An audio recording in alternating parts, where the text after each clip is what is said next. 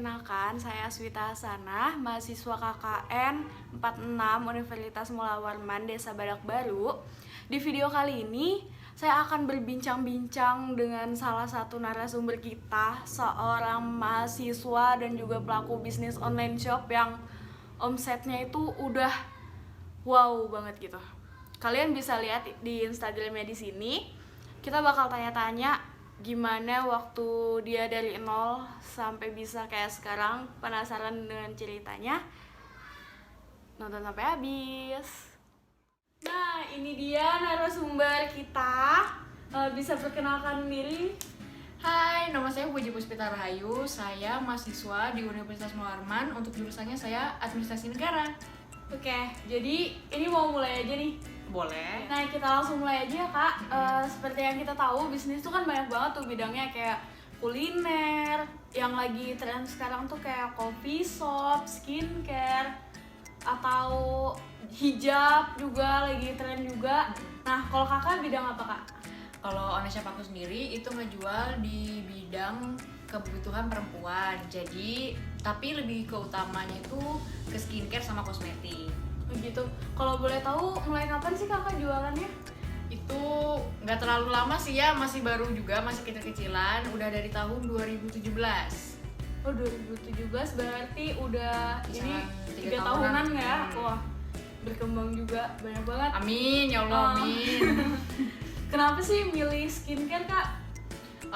Kalau ditanya kayak gitu jadi bingung sih. Awalnya memang ketertarikan aku buat menjual itu sebenarnya belum ada, tapi kayak aku tuh punya ketertarikan untuk pengen tahu sama skincare. Jadinya tuh Atau hobi gitu, hobi skincarean, Bener. hobi make up. Bener. Make up juga jual nggak? Makeup cuma beberapa sih, lebih ke fokus ke skincare memang. Oh gitu. Nah, dari hobi guys, dari hobi terus bisa jualan kayak gitu. Ya nggak? menghasilkan, bener banget.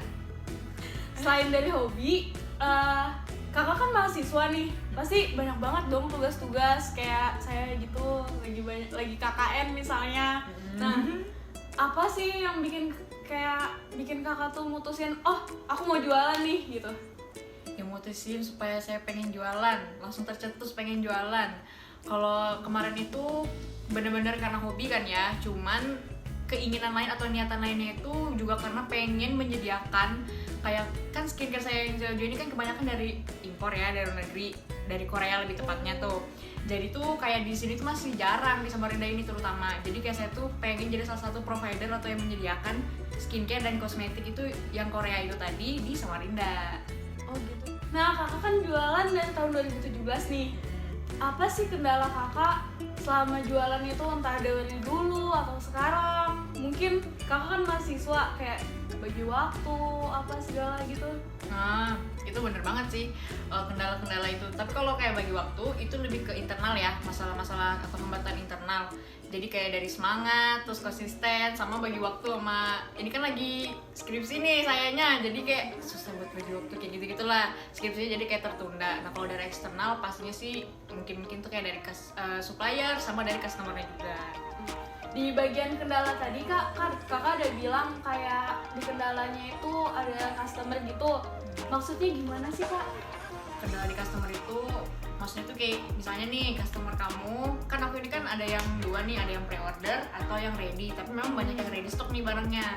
Kayak misalnya customer itu nge-keep tapi nggak transfer, tapi kayak lama banget diambilnya barangnya dari aku. Jadi ya itu kan otomatis menghambat stok barang kan. Jadi stok barang tuh kayak ini sebenarnya beneran dikip apa enggak sih, kayak gitu. PHP banget ya, Kak? Ya kayak gitu, banyak banget gitu yang kayak gitu. Selain itu ada lagi nggak? Kayak misalkan kalau ibu-ibu nih, karena kakak banyak banget kan perempuan rata-rata, kan banyak yang cerewet tuh nanya, tiba-tiba nggak beli. Ada nggak sih yang kayak gitu? Ada banget, nanyanya tuh sampai kayak, kan kulit saya ini kulitnya gimana, gini-gini, udah kayak dokter SPKK gitu ditanyainnya. Konsul ya? Konsul gitu, tapi ya saya jawab dengan sepengetahuan saya. Tapi kalau misalnya kayak benar-benar klimaks banget itu kondisi wajahnya, ya saya udah pasti nyuruh mending kayak SPKK aja, karena udah pas saya nanya apa ngasih tau jawaban yang salah-salah gitu kan. Nah, terus kakak ngatasinnya gimana kalau misalkan kayak yang ada yang nanya-nanya tapi nggak jadi beli, atau ada yang nge-keep lama tapi nggak diambil-ambil, itu gimana tuh? Soalnya kan produk juga harus berputar kan modalnya. Kalau misalnya ada yang nge-keep tapi nggak diambil-ambil, sekarang sih udah pakai sistem 1 kali 24 jam. Jadi kalau misalnya nge-keep dari itu, lebih dari itu, saya wajibkan untuk transfer dulu gitu. Transfernya juga saya lagi berusaha untuk menyediakan banyak, kayak misalnya nggak cuma Bank Mandiri, misalnya ada kayak bank-bank lain, itu saya lagi sediakan. Nah, iya sih, saya juga pengalaman karena tuh kayak kalau jadi customer kadang nanya kan, Kak, pakai bank apa? Pakai ini, aku pakai ini, jadinya malas gitu kan. Iya, karena tahun kena charge-nya kan lumayan banget 6.500. Iya. Emang gitu sih, apalagi kalau dari supplier itu biasanya tuh dari segi suppliernya itu kayak ngirimnya lambat ke kita, jadinya tuh proses barang keluar masuk tuh jadi susah juga kan, lambat gara-gara mereka lambat kirim ke kitanya. Iya sih, karena sebagian besar yang kakak jual tuh impor kan ya. Benar. Dari Korea kayak gitu. Nah, terus by the way, saya nih pernah di bisnis nih, tapi saya tuh belum punya usaha. Nah, waktu saya mau buka usaha tuh kayak bingung gitu, insecure duluan. Aku harus masarkan produk di mana, kayak mana, kayak gitu. Kalau kakak gimana sih, Kak? Kalau saya awal-awal jualan gitu tawarnya ke teman-teman dulu, mana yang mau gitu kan, mana yang tertarik sama produk saya. Tapi nextnya kalau udah mau serius pakai Instagram endorse juga sih ujung-ujungnya, jadi endorse sama yang sekiranya di wilayah kota kita ini, di Samarinda ini yang berinfluence gitu ya ibaratnya. Jadi saya endorse kebanyakan. Gitu, udah kira-kira ada berapa selebgram nih? Kalau selebgram, kalau dihitung-hitung nih ya, kayaknya mungkin 10-an aja sih, nggak terlalu banyak juga. Oh, banyak juga sih itu, Kak. Banyak ya. Nah, itu ngepromosiinnya cuma di media sosial Instagram atau Ya. ada media sosial lain? Cuman di Instagram aja sih, karena kan influencernya ini tadi yang saya endorse, dia terkenalnya lah itu di Instagram. Oh gitu. Nah, untuk penjualan sendiri selain di Instagram, mungkin kakak ada promosi di mana gitu atau platform jualan di platform lain? Oh, ada.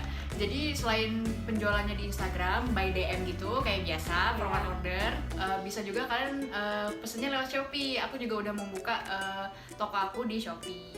Oh gitu. Tuh, berarti kalau di Shopee dia nggak cuma di wilayah Kalimantan doang, udah se-Indonesia.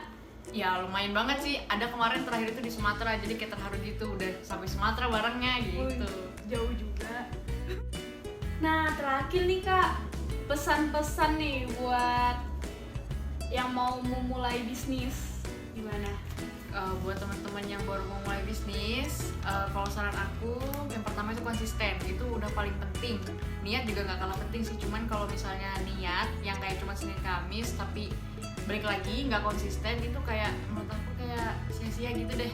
Jadi yang pertama adalah konsisten, dan di setiap konsistennya itu harus semangat dan berdoa sih kalau aku.